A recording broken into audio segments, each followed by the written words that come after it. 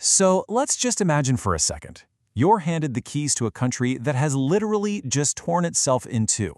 Well, that's exactly what happened to Andrew Johnson. The Civil War was finally over, Abraham Lincoln was gone, and the nation, it was in absolute pieces. And his job? To put it all back together again.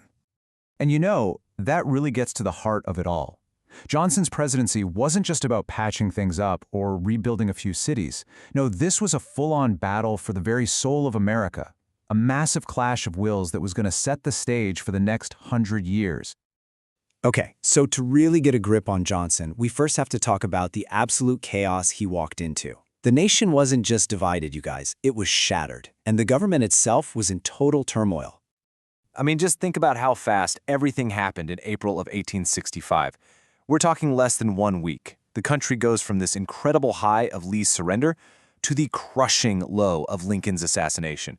And boom, right in the middle of all that chaos, Andrew Johnson is suddenly the president. This wasn't a planned transition, it was a transfer of power born out of pure crisis. And this is what made Johnson such a political puzzle. Okay, so he was a Southern Democrat, but Lincoln, a Republican, had picked him to be his vice president, basically as a symbol of unity. The problem was, Johnson's actual beliefs and his political background made him a total outsider in his own government. He had almost no allies in a Congress that was packed with Republicans. All right, so this is where the main event really kicks off.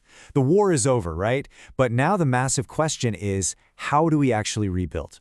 This whole period, which we call Reconstruction, is basically defined by two totally different ideas about what America's future should look like, and they were on a collision course.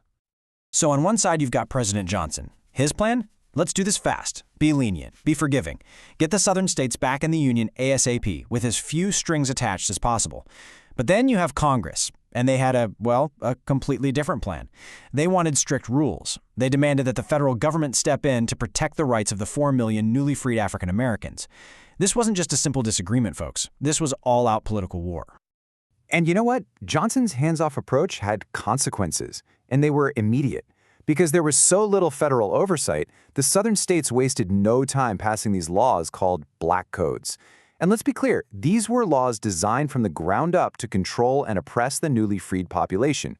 It was basically an attempt to put the old system back in place, just under a different name. But look, history is never black and white, is it?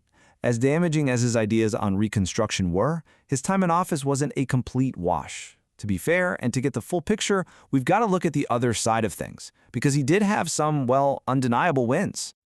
So his number one goal was putting the country back together, right? And if you just look at it on paper, he did it. The former Confederate states got new governments up and running and were officially brought back into the Union. Now, the how of all this and the kind of governments that were set up, that's a whole other story, and it was super controversial. But the fact is, the formal reunification, it happened on his watch. And then there's this number, $7.2 million. Now, that might not sound like a huge amount of money today, but trust me, it was the price tag on one of the smartest land deals in all of U.S. history.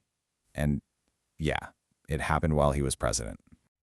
This deal is a perfect example of how much things can change over time. We're talking about the purchase of Alaska from Russia.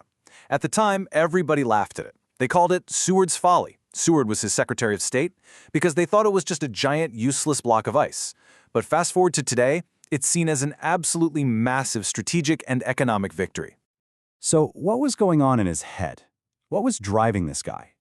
Well, to really get it, you have to look at where he came from.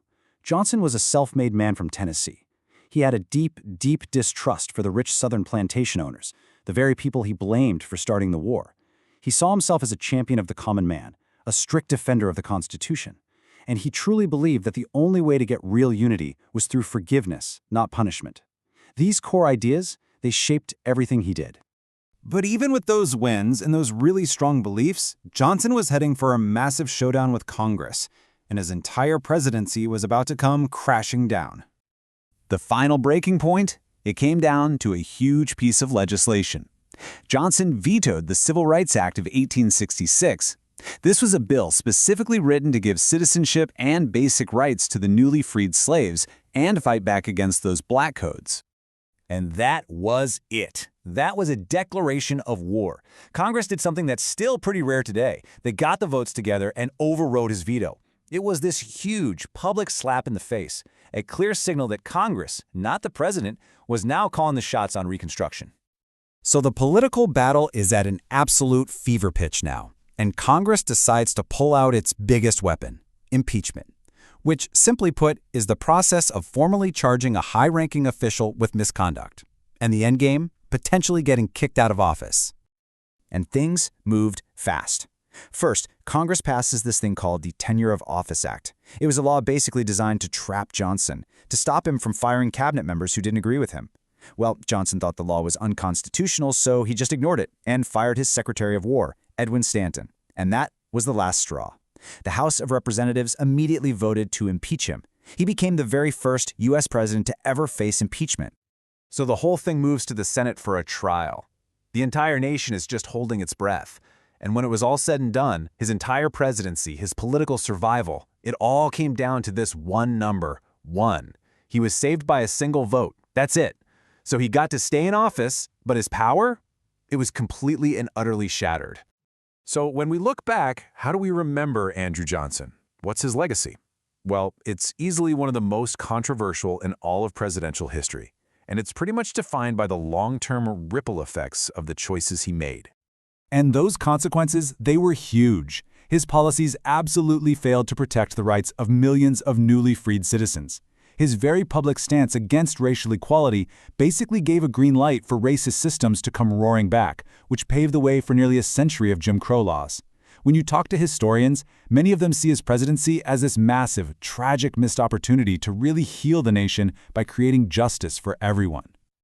When you boil it all down, Johnson's story really leaves us with this one critical lesson.